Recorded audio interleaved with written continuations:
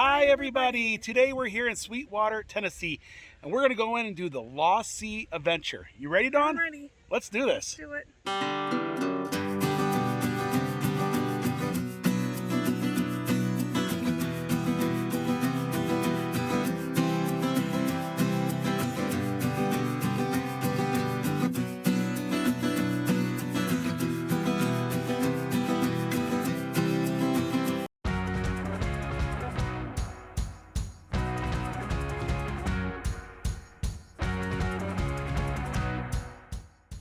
We're here at Sweetwater, Tennessee, here at the Lost Sea Adventure. Well, they have a restaurant which is closed. They have a general store, some restrooms, a nature trail. Oh, we'll have to try that out. We have a gem mine just over yonder, the Lost Sea picnic area, and a glass blower. Straight ahead's a little barbecue place, but it's actually closed. And they have this little gem mine here. And a little ice cream place back over here. They have a little sweet shop here. Looks like they serve Mayfield ice cream. Mayfield being right down the road. Love these old little log cabin structures they have here. We are here in Sweetwater, Tennessee today, and we're here for a really cool thing. It's called the Lost Sea. It's actually an underground lake that we're going to actually boat around on, and there's some caverns that we'll walk through too. What do you think, Dawn? Sounds fun to me. Yes. We've been asked many a time before, hey, you guys ever done the Lost Sea? And we have not, though. We've passed this area multiple times, but we've just never stopped. Let's take a little walk on the nature trail. They got a nice little nature trail walk here. And they have a little miniature railroad here, Dawn. At one time, this used to be a miniature railroad. That is cool. Really, that's the engine. Now, here's a fun fact. My grandfather, way back in the 20s and 30s, he actually owned a little miniature railroad. I can't remember where, but I think he actually took it around from fair to fair. And he would set up. He was actually a carny at one time in his life. And this, of course, brings back the memories, or at least the stories that my dad told me about my grandfather. And he used to take kids around, you know what I mean, around the park. And this is one of them. This is actually pretty cool. It's got a little 4-cylinder here, a little Ford flathead that would push this. Looks like it's got Santa Fe colors. And they would have these little carts they would pull behind it. Something Century Flyer. Oh wow, yes. Let's go get a closer look. Century Flyer. Oh man, I would love to restore this. If I had the time and the money, I would love to take this and... I'm shocked no one did. Yeah. So we're about 75 miles from Pigeon Forge. I think it took us just a little over about an hour and a half to get here. And we are nestled in the Great Smoky Mountains here, at least the edge of the Great Smoky Mountains. Of course, we had to take a little walk anyways. Whenever we see nature trail, we're like, we got to see nature, right, Dawn? Right. Yeah. So we have a 3:30 reservation. So we went online and we booked these tickets. It cost us $56 for the both of us. And we booked it online, so that's a good thing because we know the time that we have to be here, and we don't have to sit out and wait like forever if we were just to walk up and get tickets. So I definitely suggest using the online reservation system. So I wonder if this was the path that the old train used to take. Used to choo-choo around in here. On the little nature trail, we've been following along the old miniature railway. And here's one of the carts that people would have sat in. Not much left of them. You see the seats there. Here's some pieces over here. Not much. Here's some of the cartwheels here. Definitely cool. I love this old nostalgia 50s carnival ride type stuff. There's a little glasswork store. So they have all kinds of little trinkets. The old wishing well. All funds go to Scottish Rite Shoe Funds. Oh, looks like they got a pretty decent amount of cash down in there. Yeah. I think go to the shoe fund. no little town is complete without a blacksmith shop. You're not in the mountains unless you have a moonshine still. Entrance here. We're gonna be looking for a lost sea today. I absolutely love these old school gift shops. They mostly look all the same, no matter what cavern you go to. Don't they look the same? Yeah, they all look the same.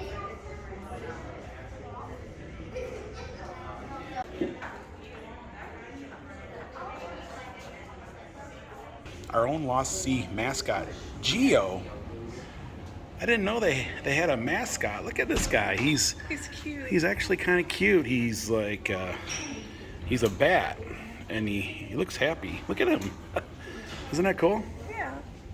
And here's one of the rainbow trout from the Lost Sea. They get pretty big down there.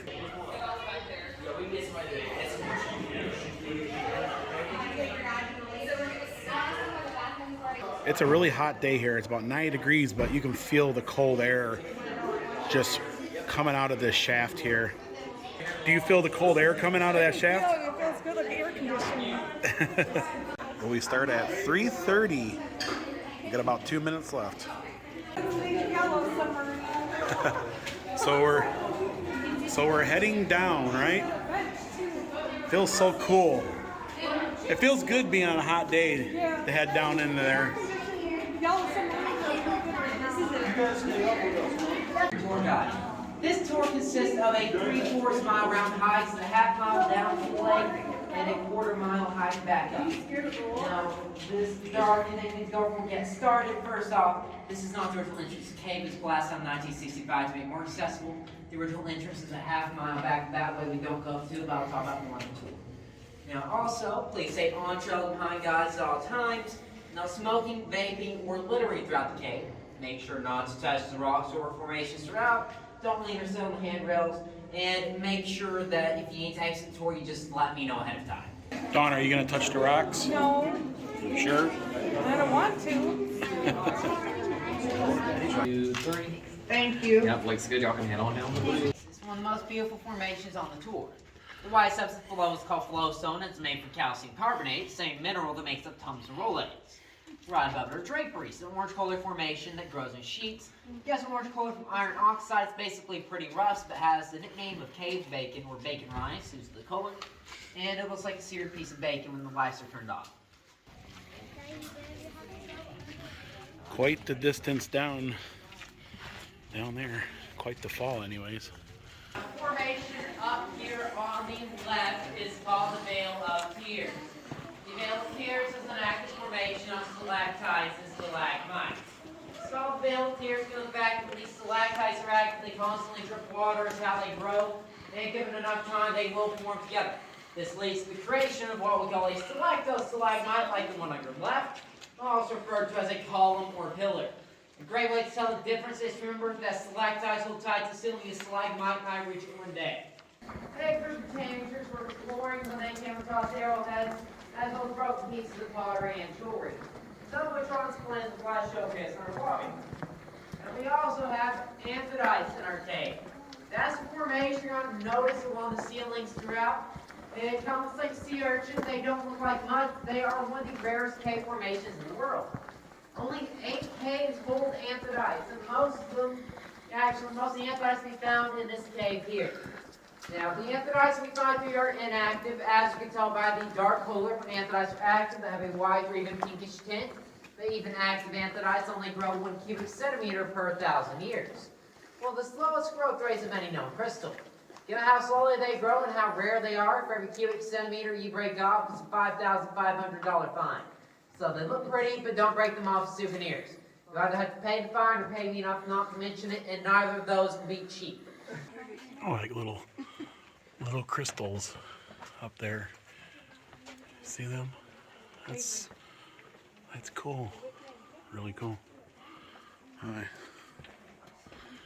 Oh wow, this is actually a pretty big room that we're in. Hello. Is there anybody in here? Holler if you hear me.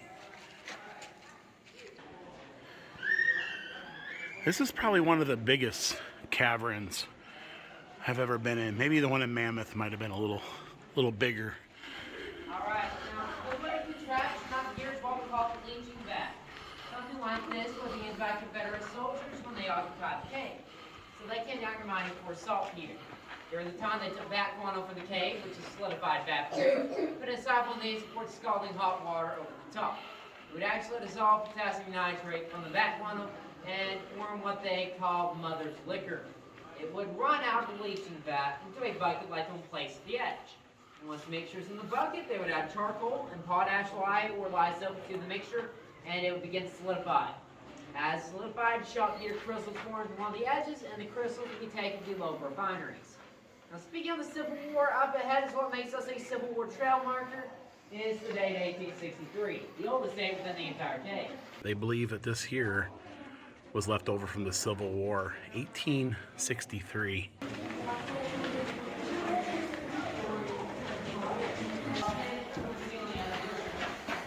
There are a few points of interest that happened up there. We had the discovery of the cat chamber in 1940. Sir Gaylord Simpson was exploring and came across a 90-foot deep pit. At the bottom of the pit, they actually found remains of an ancient Pleistocene jaguar. Jaguar is roughly 8 foot long, not including its tail, and over 500 pounds, which is 20% larger than average modern-day jaguars. We have a caster's paw print of what we believe his head looked like on display in the glass showcase in our lobby. We also had the Cavern Tavern of 1947 up there, an underground bar with 3 moonshine stills and 3 dance floors. People would drink, dance, and gamble down here. Unfortunately, your body doesn't metabolize alcohol very quickly. That suits the air pressure depth. When you drink alcohol, it stays nice and tight in the kidneys, resuscitating to the bloodstream. People drink about 3 times a amount and not feel anything until they start heading back out.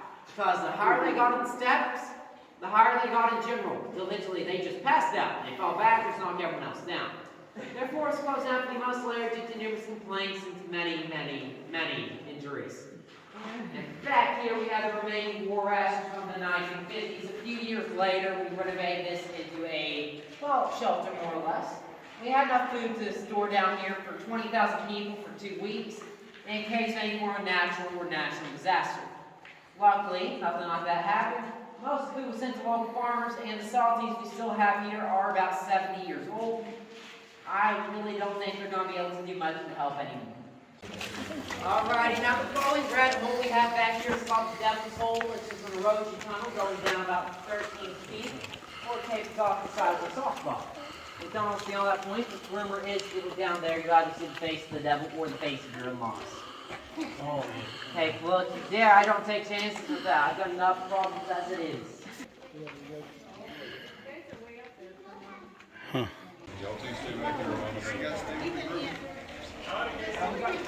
Howdy.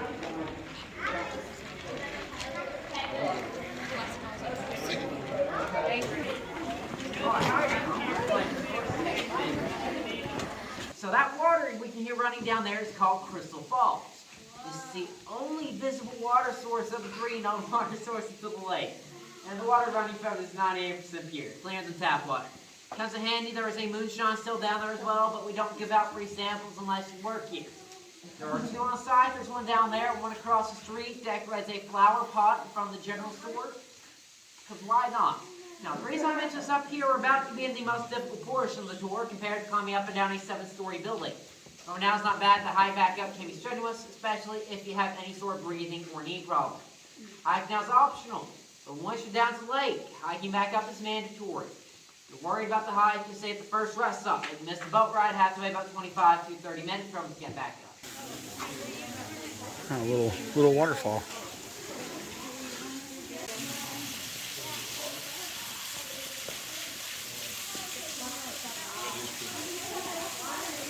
There's an old moonshine still down here.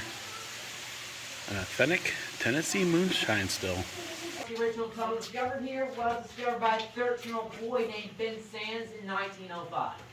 He was crawling around the cave, exploring, being a kid, when he came across a tunnel 30 inches wide and 40 foot long. This is about the size of a small bicycle tire. So he crawled through and made all the way to the lake. And once he saw the lake, the water's about knee deep in the area. He was worried about going on any further, so he grabbed up the clay, balled it up, threw it at the wall. Something was thick, but it never even hit the wall. So he heard splashes, he knew it was a large body of water, hiked back up, told everyone about what he found. But no one believed it. It took quite a few months for everyone to come down here. By the point they did, the water had risen up and submerged the tunnel. Made it look like Ben Sands made it up on his own. So no one believed him until 1964. Now 1964, explorers were down here, they found the same tunnel, but they decided to drill in and blow it up with dynamite instead. Stacked it on the right-hand sides here. And once they did, they hiked back up, told everyone about the lake they found. They were told of Ben Sands' story. So they tracked him down and started asking him about this.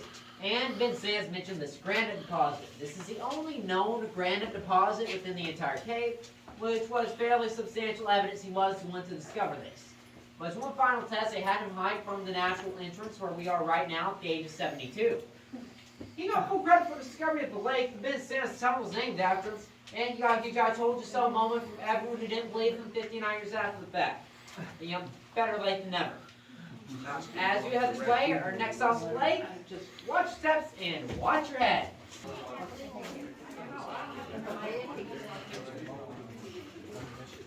So this is the only granite in the whole cave.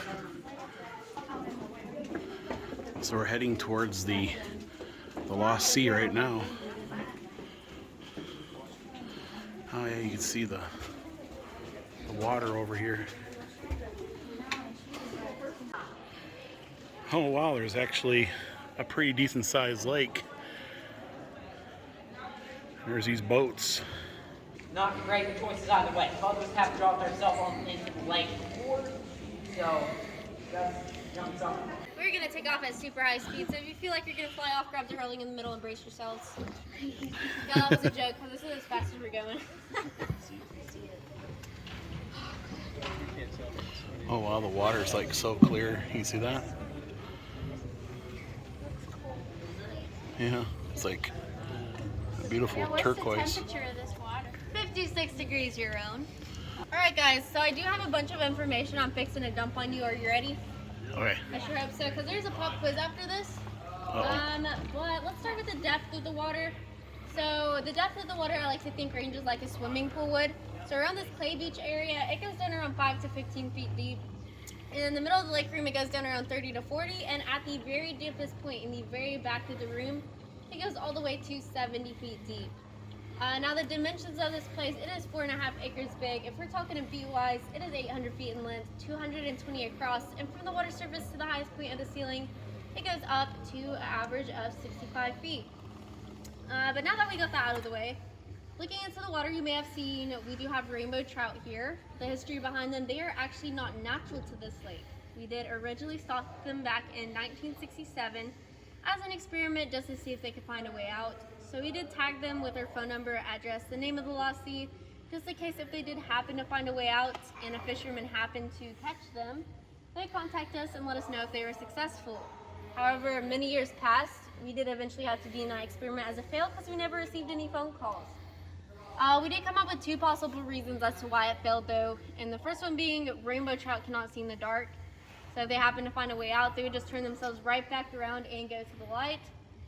Also, if you feed them about 20 times a day every single boat ride, they'll get pretty used to it and not want to leave. So they are pretty happy down here. Yeah, I will be too. But back in the 70s, we did have a group of divers come down to take off where the rainbow trout left off. They did come back slightly more successful, that being along this wall over here, in between these 2 lights. 30 feet underneath that water surface, they found an 800-foot tunnel. However, at the end of that tunnel, they found a chamber, but they only found 3 out of 4 walls to it. That's just because they had 2 in that expedition early. Due to a pressure change caused by air bubbles rising from air tanks that cause loose sediment to fall down on them and a slight rock fall to occur. So they deemed it too unsafe. Once they came out, they never went back in, but later on they set a sonar pulse through there, and when the readings came back from it, it was about 9 acres There's big. no fish. There's a bunch of them. Yes. Oh, yeah. Also, as you do get Oh, farther yeah. back, you'll see a lot more fish popping The up. fish. You have to feed them every single boat ride due to high mineral content in the water, causing no Oh, natural. wow. They're everywhere, Dawn. Also, nothing frozen. Oh, wow. There's fish everywhere.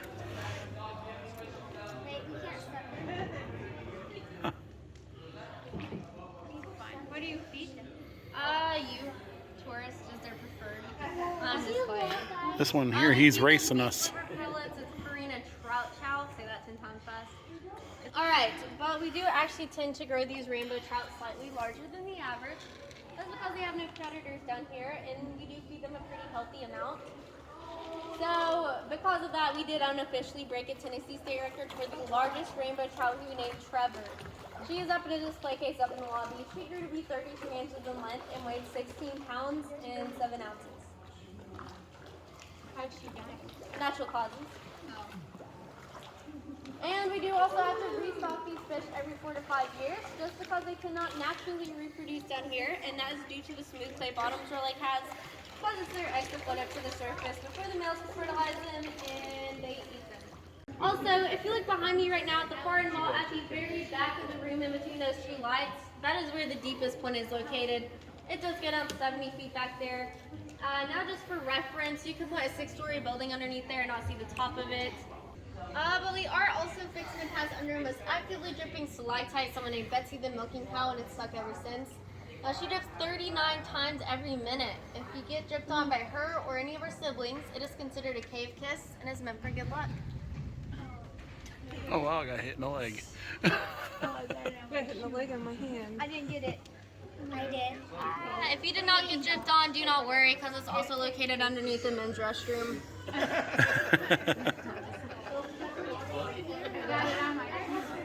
No, I'm just kidding about right now. You're currently 140 feet underneath the surface. You're currently underneath that gravel parking lot in the front entrance area where some of you may have parked today. Oh my god. But we do have a final formation to look at in this part. It is right up here on the ceiling. Now, these are what we call soda straw stalactites. They are called that because they can actually act like a soda straw because they are hollow in the middle. However, if you were to use it in your drink, it would make it completely taste like rust. Oh. Yeah, not very fun. So we are approaching the boat docking area, so if you're on my side, be sure to watch your arms, backs, and elbows in case I accidentally play a slight game of bumper boats with the boat I'm parking beside. Also, be sure to remain seated. I'll let you know when it's safe to exit. I just need to get us hooked up. What do you think, Dawn? All the dust on your cook show. It was fun. It was neat to see all Alright that. guys, just remain Yeah. seated for a little.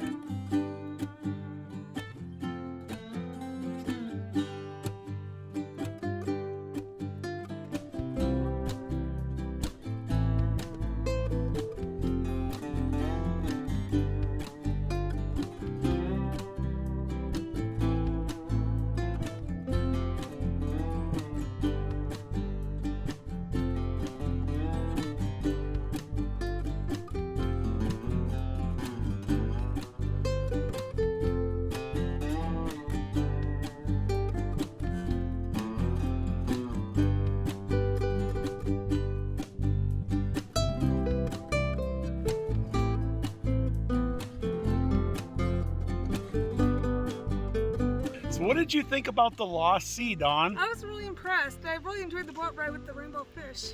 Yeah. Now there's a lot of inclines in there. I think some folks could have a hard time, but there's no steps.